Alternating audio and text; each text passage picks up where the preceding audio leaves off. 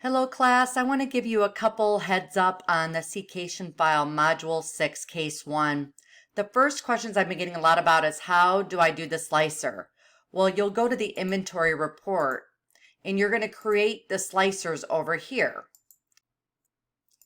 So I'm going to insert my slicer and then I'm going to choose bin, select OK. Now I've got my bin and so once I have my slicer, I can cut it and then I could paste it on this page. But you have to start on that page, otherwise it doesn't know where to get your slicer.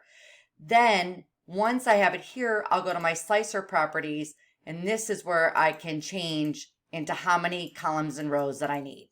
Okay?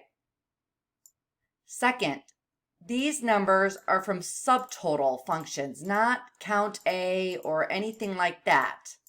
So you need to make sure that you look at this page in your book and you notice that the 1 is there for average, the 2 is there for count, the 4 is there for max, and then you do a lot of sums, mostly sum and then the count.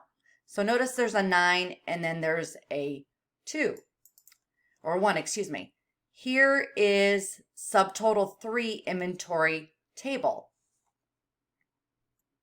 So notice the 3 for count A.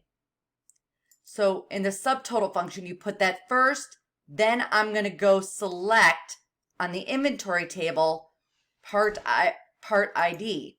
So I'll need this column, the whole thing, and then that will give me the subtotal. Again, same with quantity in stock. That's going to be a sum. This is going to be a 9, another sum. This is going to be another 9. And then the items that don't need restocking, you're subtracting. And then the cost, you're also having another 9 because I'm totaling everything.